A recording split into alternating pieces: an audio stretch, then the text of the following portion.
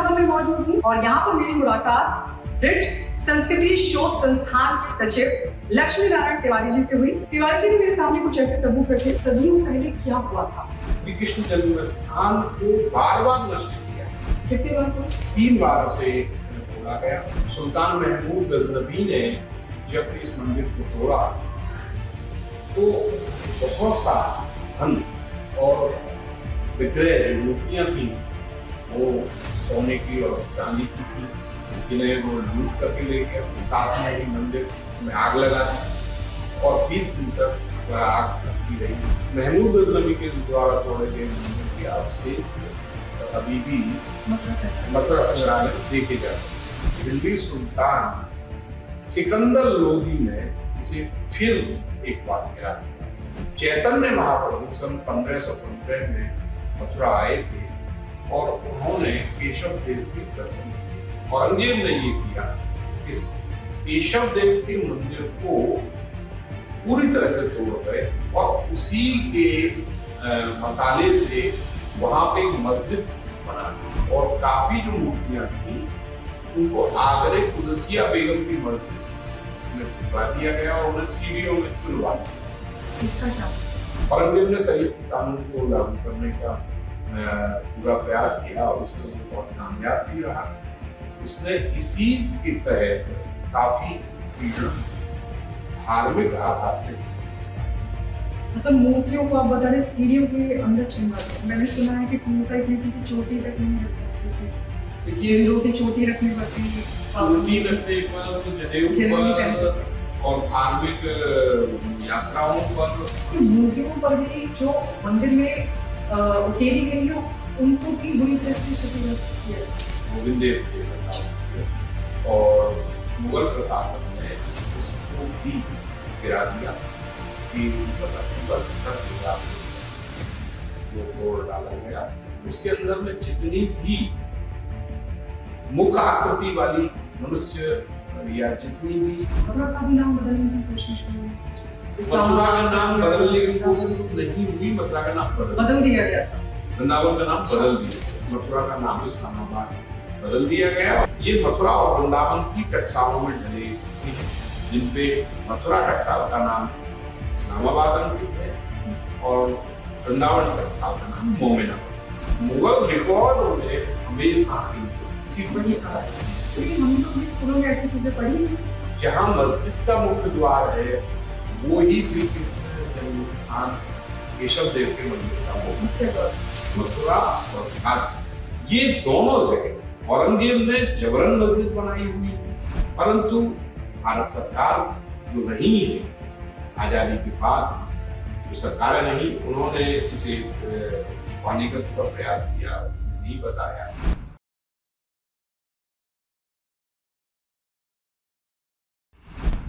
नमस्कार, मैं हूं आपके साथ गायत्री शर्मा और आप देख रहे हैं द गायत्री शर्मा पॉडकास्ट।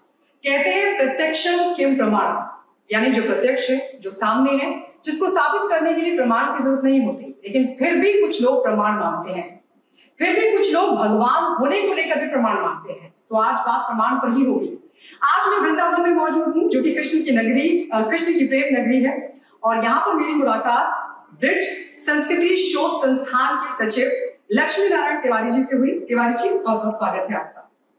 तिवारी जी ने मेरे सामने कुछ ऐसे सबूत रखे जो मुझे लगता है इस पॉडकास्ट के जरिए आप सभी को देखने और समझने चाहिए। तो आज एक बार फिर हम इतिहास के काले पन्नों को पलटेंगे, जिससे आज के कई सवालों के जवाब भी आपको मिलेंगे। तिवारी जी, सबसे पहले तो मैं आपसे यही जानना चाहती हूँ कि सदियों पहले क्या हुआ था कि कृष्ण की प्रेम नगरी और कृष्ण की नगरी मथुरा, वहां पर प्रहार करने की कोशिश हुई, मथुरा का नाम बदलने की कोशिश हुई, वृंदावन का नाम बदलने की कोशिश हुई। दरअसल भारत में ये परंपरा श्री कृष्ण जन्म स्थान, जिसका प्राचीन नाम कटरा केशव देव या भगवान केशव देव का मंदिर है, उस पे बार बार आक्रमण और उसे बार बार तोड़ने की प्रक्रिया प्रारंभ होती है भारत में इस्लाम के आगमन के साथ। सुल्तान महमूद गजनी ने उस भव्य मंदिर को सबसे पहले बार तोड़ा सन 1007 में, और सुल्तान स्वयं ये बयान दर्ज करता है कि अगर उस समय का करीब 10 करोड़ रुपया खर्च कर किया जाए तो ये मंदिर 200 साल में बनेगा। इतना भव्य मंदिर था जिसे सुल्तान ने बिल्कुल नष्ट कर दिया। सुल्तान औरंगजेब नहीं, सुल्तान महमूद गजनवी। ओके। औरंगजेब ने तो सबसे अंतिम बार उसे नष्ट किया। ठीक है। श्री कृष्ण जन्म स्थान को बार बार नष्ट किया है और हिंदुओं ने बार बार उस जगह पुनः मंदिर का निर्माण किया। ये परंपरा श्री कृष्ण जन्म स्थान की रही है, क्योंकि वह स्थान मथुरा में सबसे इसको कहेंगे महत्वपूर्ण स्थान, जिसे बार बार नष्ट किया जा रहा है। कितनी बार हुआ? लगभग 3 बार उसे तोड़ा गया और 3 बार जो है उसको पुनः बनाया। प्राचीन मथुरा का केशव देव का जो उल्लेख हमें मिलता है वो प्रमुख देवता के रूप में। श्री कृष्ण का बहुत प्रिय नाम है केशव, उसी के नाम पे श्री कृष्ण जन्म स्थान में जो विग्रह विराजमान था। पौराणिक विवरण हमें मिलता है, वराह पुराण का जो मथुरा महात्म्य है उसमें विशेष रूप से केशव की महत्ता का वर्णन मिलता है, और अन्य बहुत से पौराणिक आख्यान हैं, और गीता में भी और महाभारत में भी अर्जुन तो भगवान श्री कृष्ण को केशव ही कहते हैं जी। तो केशव उनका बड़ा प्रिय नाम है।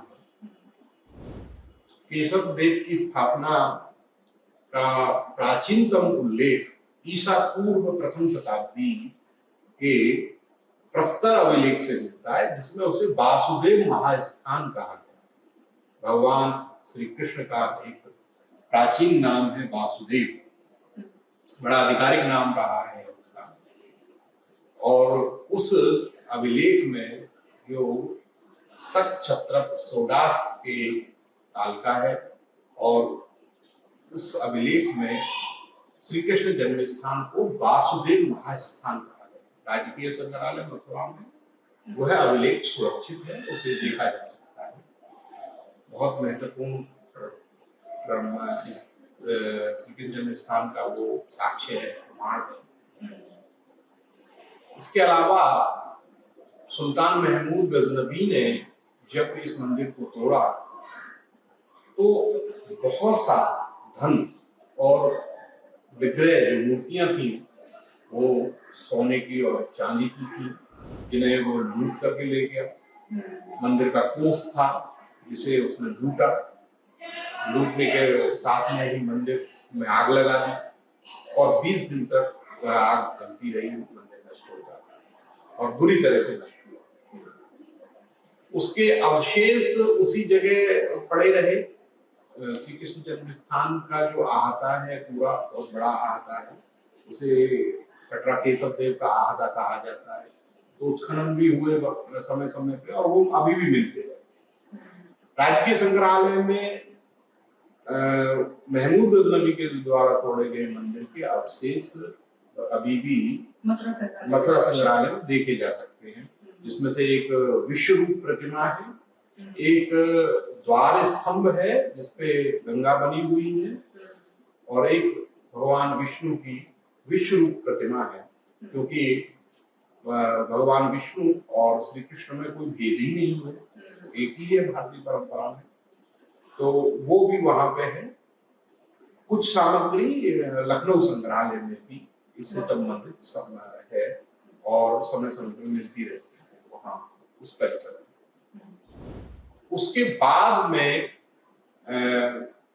ये मंदिर फिर हिंदुओं ने उसको बना लिया, और हम देखते हैं कि दिल्ली सुल्तान सिकंदर लोदी ने इसे फिर एक बार गिरा दिया, और हिंदुओं का जो दूसरा तीर्थ है विश्राम घाट मथुरा में प्रसिद्ध है, पौराणिक स्थान है वो, और वहाँ के स्नान का महात्म्य है, उस पे भी वहाँ पे भी हिंदुओं को रोक लगा दी स्नान के लिए। और ये दूसरी बार तोड़ने की कोशिश, ये दूसरी बार तोड़ ही दिया, नष्ट कर दिया उसे पूरी तरह से। पर उसके हमें उल्लेख मिलता है कि उसके शासन के अंतिम समय में चैतन्य महाप्रभु सन 1515 में मथुरा आए थे और उन्होंने केशव देव के दर्शन किए थे। दरअसल वहाँ जन्मस्थान की एक छोटी सी कोठरी थी, एक छोटा सा कमरा जैसा था, जिसका उल्लेख हमें कई पांडुलिपियों में मिलता है। वो बहुत भव्य मंदिर नहीं था, वहां पे केशव देव को पुनः स्थापित हिंदुओं ने किया था, और जिसके दर्शन चैतन्य महाप्रभु ने मथुरा उल्लेखित है, और उसमें देखा श्री कृष्ण जन्म स्थान केशव देव का मंदिर, वो उस तरह से ही उल्लेख है उसका। उसके बाद में अकबर के टाइम पे कुछ जमीन भी जो है कोई दी गई है केशव देव मंदिर को, तो वो भी उल्लेख है, पर मंदिर भव्य नहीं बना।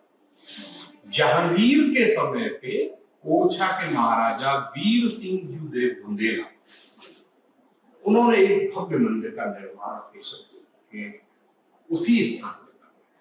और दूसरी बड़ी महत्वपूर्ण बात यह है कि उसी टाइम पे अकबर का मकबरा भी बन रहा था जहांगीर के टाइम पे, लाख रुपए, जो एक बहुत बड़ी रकम थी उस टाइम पे, और भव्यता देने के लिए।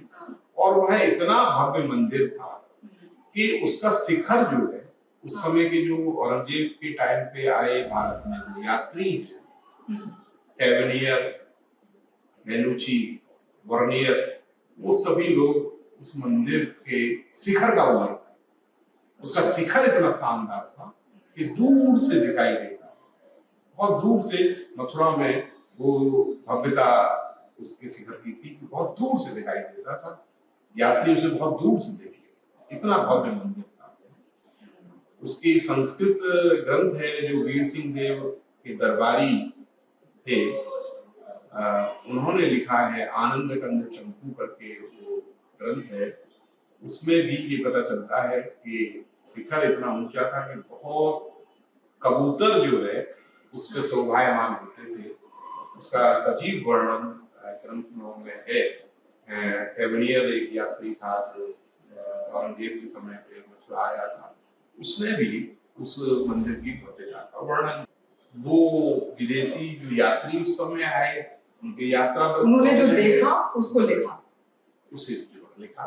तो सबसे ज्यादा हमें श्री कृष्ण जन्म स्थान के संबंध में साक्ष्य के लिए हमें फारसी अभिलेखों से ही सब कुछ प्राप्त हो जाता है, सब कुछ।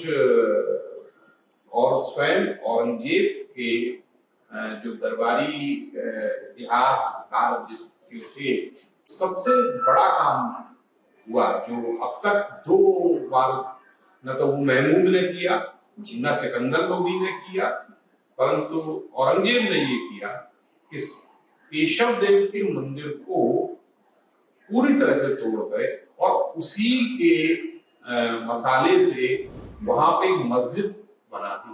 अच्छा, वो जो तोड़ा गया मलबा था, उसी मलबे से एक मस्जिद का निर्माण कर दिया गया। और जो मूर्तियां जो थी, जो सोने चांदी की मूर्तियां रही होंगी तो उन्हें तो गला दिया गया होगा, और काफी जो मूर्तियां थी उनको आगरे कुदसिया बेगम की मस्जिद में भिजवा दिया गया और उन्हें सीढ़ियों में चुनवा दिया।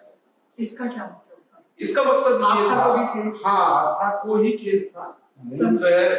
औरंगजेब की जो धर्मांध नीति है उसके चलते ये सब हुआ। जजिया भी जब लगाया गया उसके बाद उसने जजिया भी लगाया। जजिया क्या होता है? जजिया जो गैर मुस्लिम आबादी है उसके ऊपर एक कर होता है। अच्छा। या तो आप इस्लाम ग्रहण कर रहे हैं या आप जजिया है। तो इस्लामिक राज्य में शरीयत के कानून के अनुसार जो गैर इस्लाम को मानने वाले लोग हैं उनके ऊपर एक कर है, उसको लगाया गया। तो शरीयत, औरंगजेब ने शरीयत के कानून को लागू करने का पूरा प्रयास किया और उसमें वो बहुत कामयाब भी रहा। उसने इसी के तहत काफी उत्पीड़न धार्मिक आधार पे हिंदुओं के साथ किया। मतलब मूर्तियों को आप बता रहे सीढ़ियों के अंदर चिन्ह दिए। हाँ, ये हम नहीं कह रहे हैं, ये अभिलेख कहते हैं। ये अभिलेख कहते हैं। और जो मुफस्सिल आलमगीरी ग्रंथ है जिसे आप देख सकते हैं, और अंसारों ने लिखा है कि बादशाह ने बगावत के टाइम पे ऐसा न होने वाला काम भी कर दिखाया जिससे बहुत से हिंदू राजाओं के दम खुश्क हो गए। यानी कि औरंगजेब का टाइम बगावत का टाइम था, विद्रोह काफी भी हो रहा था, जीवन भर वो उलझा ही रहा विद्रोह से। तो दरबारी इतिहासकार ये दर्ज करते हैं कि ये जो न होने वाला काम था, कोई साधारण बात नहीं थी इसकी और वो काम औरंगजेब ने कर दिखाया। एक तरह से पूरा हिंदू समाज हिल गया और उसका प्रभाव पूरे उस पे उसका बहुत बुरा प्रभाव पड़ा। आप देख सकते हैं वृंदावन में गोविंद देव जी का जो मंदिर है उसको भी नष्ट किया गया। तिवारी जी, मैं उस पे आऊंगी, लेकिन पहले मुझे बताइए, आपने जो बताया कि वो जन्म स्थान जो है उसी के मलबे से मस्जिद का निर्माण होगा। मैंने इसे सुना है, बाकी आप बताइएगा सही कितना है, कि अब वो जो मुख्य द्वार है वहां पर वो वहां नहीं है, अब वो मस्जिद वाली साइड चले। देखिए, जहां मस्जिद का मुख्य द्वार है वो ही श्री कृष्ण जन्म स्थान केशव देव के मंदिर का मुख्य द्वार था। अभी जो श्री कृष्ण जन्म स्थान है वो तो देश की आजादी के बाद में जो बाकी हिस्सा बचा रह गया था वहां पे उसका निर्माण किया। पर सौभाग्य ये था कि जो मंदिर तो कुछ हिस्सा पीछे बिल्कुल ठीक मस्जिद के ठीक पीछे, जिसको कृष्ण चबूतरा कहते हैं, उतना सा हिस्सा है जो उसे फिर हिंदू लोगों ने उस हट करके उसे बना लिया। तो ये अच्छा तिवारी जी, उस टाइम पर मैंने सुना है कि कुमुता इतनी थी कि चोटी तक नहीं रख सकते थे। देखिए, हिंदुओं की चोटी रखने पर भी चोटी रखने पर, जनेऊ पर और धार्मिक यात्राओं पर इस पर काफी मुस्लिम पूरे शासन काल में समय समय पर प्रतिबंध हुए और हिंदुओं को अपमानित भी किया गया, उसकी सजाएं भी हुई, उनके लिए हत्याएं भी की गई। ये पूरे आप देख सकते हैं कि दिल्ली सुल्तानों के टाइम पे भी होता रहा, मुगलों के टाइम पे भी होता रहा, एक लंबे समय तक चलता। ये तो उस समय के हिंदुओं के जीवन का एक हिस्सा जैसा बन गया था। तो जो लोग इतिहास के जानकार हैं या इतिहास के अध्येता हैं, वे लोग सब जानते हैं कि वो उस समय का एक युग धर्म था। हिंदुओं को इस तरह से अपना जीवन जीना एक युग धर्म ही बन गया। अच्छा, आपने बार बार उन्हें धर्म के आधार पे काफी प्रताड़ित करने की कोशिश होता ही है। तिवारी जी, आपने बताया कि जब जो मुख्य केशव देव मंदिर था, जब उसको नुकसान पहुंचा, तीसरी बार जब उसको तोड़ा गया, तो उसका बहुत बुरा प्रभाव बाकी जगहों पर, वृंदावन पर भी हुआ। यहाँ पर भी मैंने देखा, ये गोविंद देव जी का मंदिर जिसका आप जिक्र भी कर रहे थे, मैंने देखा कि वहां पर आपने बताया कि 7 मंजिला वो था, जी जी, अब उस पर 3 मंजिल देगी। यहाँ तक कि मूर्तियों पर भी जो मंदिर में उकेरी गई है उनको भी बुरी तरह से क्षतिग्रस्त किया। यहाँ पे जो उस समय के जो मंदिर थे, जैसे प्रमुख देव गोविंद देव थे वृंदावन के, और मुगल प्रशासन ने उसको भी गिरा दिया। उसके ऊपर का पूरा शिखर जो है आप देख सकते हैं वो तोड़ डाला गया। उसके अंदर में जितनी भी मुख आकृति वाली मनुष्य या जितनी भी जो उसके अंदर आकृतियां थी, उन सब के मुंहों को तोड़ा गया। आप देख सकते हैं अभी भी मौजूद है। उसमें नाक भी तोड़ी गई है। उसमें आप देखेंगे कि पूरी लीला भगवान श्री कृष्ण की अंकित की गई है गोविंद देव के द्वार पे, और हर लीला के मुंह को तोड़ा गया। ये उस समय पे हुआ। गर्भगृह को पूरी तरह से नष्ट कर दिया गया।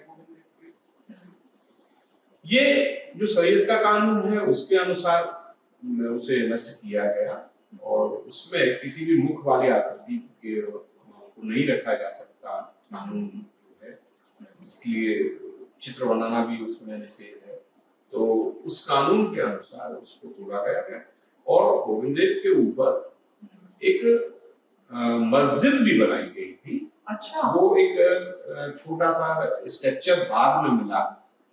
एफएस ग्राउस जो मथुरा के कलेक्टर थे 1870 में, उन्होंने जब जीर्णोद्धार करवाया गोविंद देव का, तो अपनी पुस्तक मथुरा डिस्ट्रिक्ट मेमोरियल में उसका स्पष्ट उल्लेख लिखा है कि मैंने एक इस्लामिक स्ट्रक्चर था, उसको मैंने सबसे पहला जो जीर्णोद्धार का कार्य हुआ तो सबसे पहला काम उन्होंने यही किया, कलेक्टर साहब ने उसको तोड़वा करके फिर उन्होंने अपनी पुस्तक को मथुरा डिस्ट्रिक्ट मेमोरियल में ये दर्ज किया है कि वहाँ एक इस्लामिक स्ट्रक्चर था। अच्छा। एक इस्लामिक बिल्डिंग जैसी का अवशेष था, जिसको मस्जिद थी वो, और जिसको मैंने तोड़वा करके हटवा दिया। आज के भारत में ये बहुत कठिन है और ब्रिटिश टाइम पे मथुरा के कलेक्टर एफएस ग्राउस उन्होंने लिख भी दिया, और ये साक्ष्य है, हर कोई जानता भी है इसको कि ये ऐसा था। यहाँ वृंदावन के दूसरे मंदिरों में जिनके शिखर को नष्ट किया गया उनमें मदन मोहन जी हैं, इनके विग्रहों को गोविंद देव जी चले गए आमेर। अच्छा। जो पूरा मुगल प्रशासन था वो, पर आदेश उसी का, आदेश तो उसी का था, वो तो निश्चित रूप से है। पर जैसे अपन सोचते हैं और जैसे लोगों को ये सोचा जाता है, राजपूताना चले गए जो सुरक्षित जगह थी, और सबसे ज्यादा सुरक्षित जगह उस समय कामबन को समझा गया। कामबन क्योंकि ब्रज का भी हिस्सा था और मुगल क्षेत्र में नहीं था, आमेर की रियासत के अंदर वो आता था और वह सुरक्षित जगह थी। तो गोस्वामियों ने ये सोचा कि हमारे विग्रहों का, हमारे ठाकुर जी का ब्रज नहीं छूटेगा, और मुगल क्षेत्र जन्म स्थान के टूटने से बाकी जो मुगल प्रशासन था उसने सब जो बड़े प्रसिद्ध मंदिर थे उस समय के, उनके सबके शिखर तोड़ दिए, उनको सबको नष्ट कर दिया। हिंदू पुजारी लोग, ब्राह्मण लोग मूर्तियों को लेकर के भाग खड़े हुए। गोवर्धन में हरदेव जी का बड़ा प्रसिद्ध मंदिर था, उसे भी तोड़ दिया गया। और आज भी देख सकते हैं ये मंदिर ब्रज में आज भी वैसे ही सुरक्षित खड़े हुए हैं, पर उनके शिखर नहीं है। एएसआई के संरक्षण में है, परंतु आज तक उनके शिखर नहीं बने गए। प्रतिमूर्तियां एएसआई ने उनमें रख दी हैं, लोग देखते भी हैं, दर्शन भी करते हैं, परंतु वह उजड़े हुए बड़ी बुरी हालत में रावत साहब के टाइम पे थी। उन्होंने कुछ जीर्णोद्धार करके उन बिल्डिंगों को ठीक किया। यहाँ राधा वल्लभ जी का मंदिर है, जुगल किशोर जी का मंदिर है, मदन मोहन जी का मंदिर है, गोविंद देव जी का मंदिर है, गोवर्धन में हरदेव जी का मंदिर है। ये सारे मंदिर औरंगजेब का जो फरमान सन 1669 में श्री कृष्ण जन्म स्थान केशव देव के मंदिर को गिराने के लिए जारी हुआ, उसी के अनुसार इन मंदिरों को भी मुगल प्रशासन ने गिरा दिया और देव विग्रह यहाँ से चले गए। कुछ देव विग्रह वापस भी आए, जैसे कि राधा वल्लभ जी का देव विग्रह आया, बाकी देव विग्रह आज तक वापस भी नहीं आए। गोविंद देव वापस नहीं आए, जयपुर में है। सिंगाजी वापस नहीं आए, राजस्थान में सिंहद्वारा में है। मदन मोहन जी करौली में, ऐसे बहुत से देव विग्रह यहाँ से चले गए और फिर तो तिवारी जी मुझे बताइए, क्योंकि मतलब आस्था को ठेस पहुंचाना तो लग ही रहा था, लेकिन जैसे हमने देखा कि मंदिरों में जो डायमंड लगे हुए थे, मंदिरों में जो संपत्ति थी, उसको भी छीन लिया गया, उसको भी लूट लिया गया। देखिए, प्रारंभिक दौर में जो इस्लाम के आक्रांता आए, सुल्तान महमूद गजनी, इन लोगों ने बहुत मंदिरों को लूटा और काफी विवरण मिलता है कि उनको पे लाभ करके मथुरा की जो लूट हुई उससे काफी धन मिले प्राप्त हुआ। औरंगजेब ने मंदिरों को नष्ट किया और उसमें जो बहुत अच्छी मूर्तियां जो थी उनको गला करके जो है उपयोग कर लिया सोने चांदी की, और वैसी जो पत्थर की मूर्तियां हैं उन्हें अपमानित करने के लिए मस्जिद की सीढ़ी बहुत ही कीमती पत्थर श्री कृष्ण जन्म स्थान केशव देव मंदिर के विग्रहों में लगे हुए रूबीज थे, इनके विवरण हमें सुल्तान महमूद गजनवी के विवरणों में मिलते हैं। अच्छा, उस वक्त के जो विवरण थे, जो हाँ, लिखे गए थे जो अभिलेख, जो दरबारी इतिहासकारों ने लिखा, हाँ, उन्होंने खुद बताया कि काफी दुर्लभ रत्न जो है उनमें जड़े हुए थे, बहुत ही दुर्लभ मूर्तियां थी। वो सब कुछ जो है इस तरह से बार बार उसको करके लोग ले जाते रहे। और क्योंकि वो बहुत प्राचीन समय से, अब आप कहेंगे साहब मंदिर में इधर होता है लोगों का, तो मंदिर में धन क्यों इकट्ठा था? मंदिर में धन इसलिए भी इकट्ठा था कि एक बहुत लंबे समय से श्री कृष्ण जन्म स्थान का महत्व था। अनादिकाल से हिंदू दूर दूर से यहाँ की यात्रा करने आते रहे, चढ़ावा भी चढ़ता रहा। तो भगवान का कोष था, भगवान के लिए समर्पित था। हिंदू मंदिरों में एक सामान्यतः एक कोष रहता ही है, और उसको भी वो लूटकर अपमानित किया गया, उसे बार बार लूटा गया। ये क्रम रहा है। ये जब सोमनाथ को लूटा गया तब भी हुआ, ये बार बार हुई, लूट तो हुई है। बाद में, बहुत बाद में अहमद शाह अब्दाली ने मथुरा पर अटैक किया, जब तो कुछ था भी नहीं। औरंगजेब भी जा चुका था, 1707 में औरंगजेब मर चुका था। उसके बाद अहमद शाह अब्दाली आते हैं 1757 में। तो लुटी हुई मथुरा को लूटी हुई मथुरा थी, पर कुछ था भी नहीं। फिर भी मंदिरों में लूटा गया और नष्ट किया गया, लोगों को धार्मिक आधार पे मारा गया, और धन परिवर्तन कराने, हाँ, और सरों की मीनार बनाई गई। मथुरा में भी बनाई गई सरों की मीनार, हिंदुओं के सरों की मैंने सुना है कि आज भी अगर गाँव के लोग खुदाई करते हैं उसमें मूर्तियां निकलती हैं, लेकिन उनका सर नहीं होता। देखिए, आप देखेंगे कि पुराने कुएं हैं और पुराने वो प्राय उसमें सब खंडित मिलेंगे। तो वो उस दौर में लोगों ने मूर्तियों को छुपाया है, उस दौर में लोगों ने मूर्तियों को कुओं में डाल दिया जिससे विधर्मियों के हाथ नष्ट ना हो जाए। तब भी बहुत सी आप देखेंगे भगवान बुद्ध की मूर्तियां भी, अगर आप देखते हैं मथुरा म्यूजियम में आप देखेंगे लाइन से जो है प्राय उनकी नाक खंडित, प्राय उनके सर खंडित, उनके सरों को तोड़ा गया। क्योंकि जो आक्रांता है उनके पास ज्यादा समय नहीं है, तो बहुत आसान है ना तलवार के मुंह से नाक को तोड़ देना। और एक मूर्ति की अगर नाक तोड़ दी जाए तो वैसे भी अपमानित हुई, वो अपमानित हो गई, और पूजा नहीं करेंगे। ये भारतीय परंपरा रही है, मूर्ति खंडित हो जाती है तो फिर पूजा नहीं की जाती। तो उनका एक तरीका ये था। बहुत सा, अच्छा, पूरी मूर्ति में सबसे सरल तरीका है किसी भी मूर्ति की नाक को तोड़ना। तो बहुत आसानी से आप तलवार के नीचे के मुंह से उसे तोड़ सकते हैं, उसे हथौड़े की जरूरत भी नहीं है। आप थोड़ा सा प्रयास करके नाक तोड़ सकते। अब नाक टूटते ही तो मूर्ति का खंडित हो जाएगी। तो इस तरह का प्रयोग बहुत हुआ है, और आप राजकीय संग्रहालय में देख सकते हैं मूर्तियों, बहुत सारी मूर्तियां हैं इस तरह की, इससे मैं खंडित।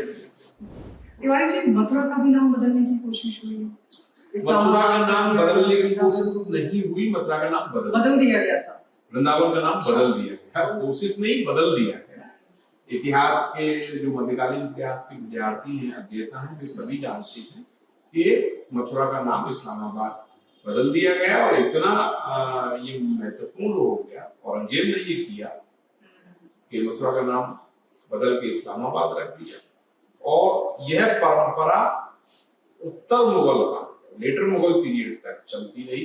18वीं शताब्दी तक डॉक्यूमेंटों में मथुरा उर्फ इस्लामाबाद लिखा जाने की परंपरा बन गई। फारसी अभिलेखों को जहां लिखा जाएगा, आप पढ़ेंगे, आप जो भी फारसी अभिलेख है, फारसी डॉक्यूमेंट जो मिलते हैं हमें, वहां मथुरा उर्फ मोमिनाबाद लिखने की एक परंपरा जैसी चल पड़ी। और वो इतनी थी, ऐसे ही वृंदावन को वृंदावन उर्फ मोमिनाबाद लिखा जाना, ये एक परंपरा पड़ गई। टकसाल पे भी वही, यानी कि जो सिक्के ढले उत्तर मुगल काल में मथुरा और ब्रज संस्कृति शोध संस्थान वृंदावन में ये सिक्के यहाँ संग्रहित हैं, हमारे संस्थान ने उन्हें संग्रहित भी किया है।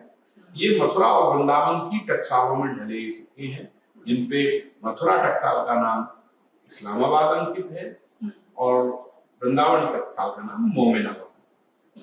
ये हमें औरंगजेब के द्वारा किए गए नाम का सबसे अच्छा प्रमाण मिलता है। इसके अलावा जो फारसी अभिलेख है उस समय के, उन सब में भी इन्हीं का जिक्र ये नाम बदले हुए मिलते ही मिलते हैं। इस्लामाबाद मथुरा के लिए और वृंदावन के लिए मोमिनाबाद, ये जरूर मिलेगा।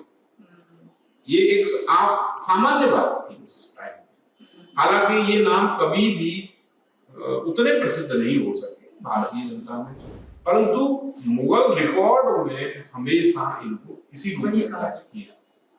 आप मुझे औरंगजेब नामा भी दिखा रहे थे, क्योंकि यहाँ तो ये बात हुई कि भाई जो विदेशी राइटर्स थे उन्होंने क्या कहा, हमारे पास क्या क्या प्रमाण मौजूद है, लेकिन औरंगजेब नामा उसके अंदर भी इन बातों का जिक्र किया गया है कि उस वक्त कितनी क्रूरता की गई और क्या क्या फैसले लिए गए। औरंगजेब नामा में बिल्कुल मैं ये कहूंगा कि वो बहुत अच्छी सबसे अच्छा स्रोत माना गया है। और एक बार फिर से आप उसको दिखा दीजिए। और ये यदुनाथ सरकार ने इसे अंग्रेजी में फारसी से अनुवाद किया था और ये एशियाटिक सोसाइटी कोलकाता से छपा था। 1909 में हिंदी में इसका अनुवाद किया मुंशी देवी प्रसाद ने, आज नहीं किया, 1909 में किया। एक अनुवाद को हुए भी 100 साल से ज्यादा हुए। इसका हिंदी अनुवाद जी, इन सब चीजों के बारे में आपको लगता है, क्योंकि हमें तो नहीं बताया गया स्कूल में, हमने तो ये कभी नहीं सुना, ये जो स्टोरी जो कहानी आप प्रमाणिकता के साथ बता रहे हैं कि सारे अभिलेखों में तमाम चीजें मौजूद हैं, लेकिन हम तो आपके मुंह से सुन रहे हैं। या कोई किताब खोलते हैं, गूगल पे कुछ सर्च करते हैं तो शायद कोई जानकारी मिल जाती है, लेकिन हमने तो कभी स्कूलों में ऐसी चीजें पढ़ी नहीं। दरअसल हुआ क्या है, भारत में जो सरकारें रही देश की आजादी के बाद में, तो धार्मिक समन्वय के नाम पे जो तुष्टीकरण हुआ, उसके अंतर्गत उन्होंने ऐसा इतिहास रच दिया जो इतिहास नहीं है। उसको उस तरह से प्रस्तुत कर दिया कि लोग श्री कृष्ण जन्म स्थान औरंगजेब ने तोड़ दिया, वहां पे केशव देव का मंदिर, इसके बारे में बोलना में भी अपराध बोध के तौर पर, अपराध बोध अनुभव करते हैं। यहाँ हमारे यहाँ देता आते हैं, जब हम बात करते हैं तो हमें लगता है कि इतिहास के बच्चे ठिठक जाते हैं। मैं ये कहता हूँ कि भाई हम इतिहास के लोग हैं, हम तो जानते हैं इसको, हमें इसमें कौन सी बड़ी बात है, और सभी जानते हैं। और ये हमने अनुवाद नहीं किया, ये फारसी में हमने नहीं लिखा, ये तो कब का 1909 में तो हिंदी इसका अनुवाद हो चुका है। परंतु भारत सरकार जो रही है आजादी के बाद की जो सरकारें नहीं, उन्होंने इसे छुपाने का पूरा प्रयास किया, इसे नहीं बताया। उनकी अपनी नीति ऐसी रही है कि उन्होंने इन सारी चीजों को लेकर के दूसरी तरह से एक इतिहास गढ़ा है। दूसरी तरह जो सच्चाई थी उस पर पर्दा डालने की कोशिश, सच्चाई पर पूरी तरह से पर्दा डाला गया। जो बात थी, जैसे मराठा इतिहास नहीं पढ़ाया गया, जो पढ़ाया जाना चाहिए था, औरंगजेब की क्रूरता नहीं पढ़ाई गई, जो पढ़ाई जानी चाहिए थी वो नहीं हुई, क्योंकि बहुत सारे लोग नहीं जानते। मतलब मुझे लगता है एक बड़ी आबादी नहीं जानती, शायद कुछ 1% लोग होंगे जिन्होंने शायद हिस्ट्री के बारे में समझने की कोशिश की होगी, कुछ इंफॉर्मेशन निकाली होगी, तो शायद उनको पता लग गया होगा, लेकिन ज्यादातर लोग अवेयर नहीं है। ज्यादातर जो पाठ्य पुस्तक है उनमें इस तरह की सामग्री को इंक्लूड नहीं किया गया।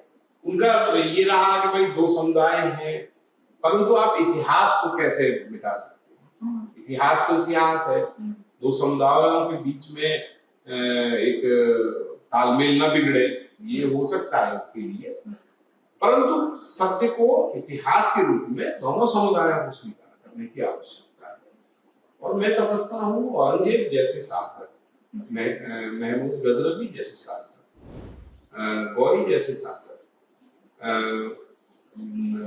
अहमद शाह अब्दाली जैसे शासक भारतीय मुसलमानों के आदर्श नहीं होने चाहिए, और नहीं है भी नहीं। मुझे लगता है वो केवल एक राजनीतिक लोग जो है इन्हें जीवित रखे हुए हैं, और बार बार इनके लेकर के जो है चर्चाएं गर्म हो जाती हैं, चर्चाएं आम हो जाती हैं। मैं समझता हूँ भारतीय मुसलमानों के आदर्श हैं रसखान, भारतीय मुसलमानों के आदर्श हैं रहीम, भारतीय मुसलमानों के आदर्श हैं डॉक्टर एपीजे अब्दुल कलाम। पर मेजॉरिटी कहाँ उन्हें आदर्श मानती है? मानना चाहिए, मुस्लिमों की जो एक मेजॉरिटी है वो आदर्श दिखता नहीं। मुसलमानों के अंदर में उस तरह का समझने का एक अभाव मैं अनुभव करता हूँ कि उस तरह से वो उन्हें समझना चाहिए कि भारतीय मुसलमानों के आदर्श रसखान हो सकते हैं, रहीम हो सकते हैं, एपीजे अब्दुल कलाम हो सकते हैं, ये जो वीर अब्दुल हमीद हो सकते हैं, वो हमारे आदर्श हो सकते हैं। तो कभी भी जो है औरंगजेब को क्यों आदर्श मैं समझता हूँ कोई औरंगजेबनामा में क्या कुछ बताया गया? औरंगजेबनामा में तो खुद ही अगर आप देखेंगे कि जिस व्यक्ति ने अपने परिवार के, अपने भाइयों की हत्या की, अपने बेटों को उसने कभी योग्य इतना नहीं बनने दिया कि वो उसके बाद में ठीक से उसके साम्राज्य को संभाले। औरंगजेब को खुद ही जो है एक तरह से देखा जाए तो लग गया था कि उसके बाद साम्राज्य, अच्छा वो मानने लगा था। हाँ, उसकी जो बाद की जो अंतिम समय की जो निराशाएं हैं, उसके पत्र हैं, उनसे वो साफ दिखाई देता है। अच्छा वो खुद पत्र लिखे, पत्र जो लड़कों के लिए लिखे हैं उसने, हाँ। उससे ये पता चलता है कि उसके जीवन में जो उसने धर्मांध नीति अपनाई, उसकी वजह से मुगल साम्राज्य धराशायी, और उसे ये लगता ही है कि मेरे बाद में पूरा साम्राज्य धराशायी हो जाएगा। उसकी दूरदर्शी में कोई कमी नहीं है, वो ये अनुभव ही करता है कि अपने पत्र में लिखता है कि मेरे बाद अब कलह ही कलह है, और ये हुआ। हम देखते हैं औरंगजेब के मरने के 21 साल बाद ही मुगल साम्राज्य की स्थिति ये हो गई कि औरंगजेब के वंशज निर्भर थे गद्दी प्राप्त करने के लिए राजपूतों के, मराठों के, जाट शासक। ये हुआ। तो मैं ये देखता हूं कि औरंगजेब का जो शासन था, जिस तरह से कठोरता उसने हिंदुओं के संग में क्रूरता की, उसकी वजह से मुगल साम्राज्य का बहुत जल्दी, एक तरह से अगर औरंगजेब जैसा कठोर शासन नहीं होता तो मुगल साम्राज्य और लंबा खिंच सकता था। औरंगजेब ने अपनी कठोरता से मुगल साम्राज्य को खत्म किया। सभी जगह विद्रोह हुआ, सभी जगह सिखों से लेकर के जाट, राजपूत, सब जगह, और मराठों से तो वो पूरा जीवन का अंतिम समय तक उलझा ही रहा और वहां से सुलझ नहीं सका। और जो फैसले हिंदू देवी देवताओं के खिलाफ लिए गए, उसका भी जिक्र किया औरंगजेबनामा में मिलता है कुछ? उसने जो मंदिर गिरवाए टाइम पे उनका जिक्र मिलता है, और विश्वनाथ के मंदिर के लिए जो ऑर्डर, उन फैसलों को लेकर वो क्या कहते हैं? उसके लिए वो जो उसके जो फैसले हैं वो शरीयत कानून के अनुसार ठीक है। अच्छा। वो जो, क्योंकि औरंगजेबनामा जो है लिखने वाले जो है वो दरबारी इतिहासकार हैं, मुस्लिम है, तो मुस्लिम दृष्टिकोण से ही लिखा गया है। जाहिर सी बात है, उसमें कोई हिंदुओं के प्रति कोई लेखक में कोई दया नहीं है, और वो तो उसको अपने काम को जायज मानते हैं। ये बात अलग है कि हमें साक्ष्य के रूप में औरंगजेबनामा से सारी जानकारी मिल जाती है, क्योंकि हिंदुओं ने कभी भी उसको उस तरह से साक्ष्य के रूप में सुरक्षित नहीं रखा। हमारे यहाँ इस तरह की परंपरा नहीं रही है, क्योंकि औरंगजेब को हम क्या याद करें? हिंदू परंपरा कभी भी आक्रांताओं को याद नहीं रखती, वो रसखान को याद रखेगी, वो रहीम को याद रखेगी, अब्दुल कलाम को याद रखेगी। औरंगजेब को क्या याद है? अहमद साहबजादी को हमें क्या याद है, जिन्होंने मानवता के लिए इतना अत्याचार किया है, उनको क्या याद? पर आज भी तो पॉलिटिक्स हुई है ना औरंगजेब को लेकर। Aurangzeb time to time Aurangzeb को मरे हुए इतना समय हो गया, पर राजनीति उसे जिंदा आज भी रख लेती है और रख रही है। और मैं ये कहूंगा कि भारत के मुसलमानों को इस मुस्लिम समुदाय को ये बिल्कुल समझना चाहिए कि औरंगजेब को लेकर के राजनीति होती है, और बहुत से लोग मैंने देखा भी है कि मानते भी हैं कि औरंगजेब उनके आदर्श नहीं है, और किसी भी भारतीय मुसलमान का औरंगजेब आदर्श नहीं हो सकता, वो भी नहीं सकता, वो है नहीं। औरंगजेब ने जिस तरह से किया है, या जितने भी और शासक हैं जिन्होंने हिंदुओं के साथ में इस तरह का किया है, वो भारतीय मुसलमानों का आदर्श कैसे हो सकता, ये सबको समझने की जरूरत है। लेकिन आपको लगता है समझाने की कहीं कोशिश होती है? समझाने की कोशिश तो नहीं होती, और मुझे ये ये लगता है कि लोग समझना भी ठीक से नहीं चाहते हैं। श्री कृष्ण जन्म स्थान का भी मुद्दा भी चला, उससे पहले राम जन्मभूमि का जब केस अपनी अंतिम स्थिति में था, सभी को लग रहा था कि हाँ, सभी को लग रहा था कि केस हार रहा है मुस्लिम पक्ष, जीतने का तो कोई प्रश्न था ही नहीं, दावा ही उनका गलत था पूरी तरह से। तो मैंने ये कहा भी था, उस समय भी कहा था कि भारतीय मुसलमानों को जब ये दिख ही रहा है केस हार ही रहे हैं, तो वो जगह हिंदुओं को सौंप देनी चाहिए, पर चूक गए, वो चूक जाते हैं। और मैं अभी भी ये कहूंगा कि भारतीय मुसलमानों को ये समझना चाहिए कि मथुरा और काशी हिंदुओं के पवित्र शहर है, हिंदुओं के पौराणिक आख्यान वहां से जुड़े हुए हैं, हिंदुओं के भगवान का संबंध वहां से है, अवतार का संबंध वहां से है। किसी भी मुस्लिम धर्म ग्रंथ में मथुरा और काशी का कोई महत्व नहीं है। और ये दोनों जगह औरंगजेब ने जबरन मस्जिद बनाई हुई है, उन्हें स्वयं सौंप देना चाहिए। भारतीय मुसलमानों को, अपने हिंदू और हिंदू भाइयों को बड़ा दिल दिखाना चाहिए और उन्हें स्वयं सौंप देना चाहिए, क्योंकि आगे आने वाले समय में पीढ़ी दर पीढ़ी ये कटुता इससे बढ़ेगी ही, क्योंकि इतिहास का सत्य सभी जानते हैं। और आज तो एक तरह से संचार की जो क्रांति हुई, सूचना क्रांति जो हुई है, उससे हर कोई इस बात को समझता है कि इतिहास में क्या हुआ है।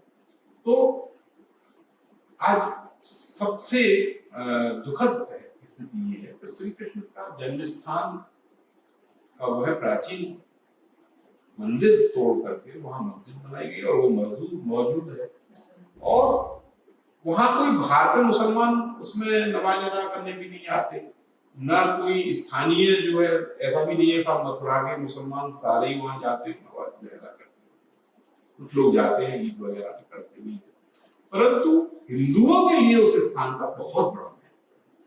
पूरे विश्व में से भगवान श्री कृष्ण के जन्म स्थान के दर्शन करने के लिए उस स्थान पे आते हैं, आस्था का केंद्र है। मुसलमान ये लोग जानते हैं कि काशी विश्वनाथ और मथुरा दोनों हिंदुओं के लिए कितने महत्व। तो ऐसी जगह पे औरंगजेब की बनाई हुई मस्जिदों की क्या आवश्यकता? कानून राम जन्मभूमि के बाद में उस तरह का बन गया है कि उन्हें नहीं हटाया जा सकता, परंतु मैं कहूंगा कि मुसलमान समुदाय स्वयं निर्णय करे, आत्मचिंतन करे और इन दोनों स्थानों को हिंदुओं को सौंप दे।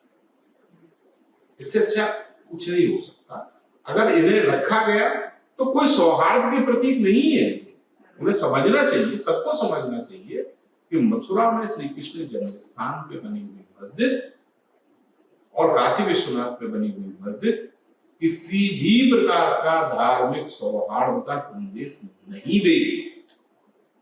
ये बहुत महत्वपूर्ण है कि भारत के मुस्लिम समुदाय को, इन्हें हिंदुओं को। तिवारी जी, आप जो इन्फॉर्मेशन आपने दी है, क्योंकि मुझे भी बहुत सारी चीजें नहीं पता थी, मुझे लगता है बहुत सारे लोग इससे अवेयर होंगे, क्योंकि आपने पूरी प्रामाणिकता के साथ प्रमाण भी आपने दिखाए हमें, और उस प्रामाणिकता के साथ आपने पूरी इन्फॉर्मेशन लोगों तक पहुंचाने की कोशिश की है। और मुझे लगता है केशव देव मंदिर और मदन मोहन मंदिर आके लोगों को देखना चाहिए यहाँ पर वृंदावन में, ताकि उनको पता चलेगा कि इतिहास में क्या क्या हुआ था। बहुत बहुत शुक्रिया तिवारी जी, द गायत्री शर्मा पॉडकास्ट में मुझे देने के लिए।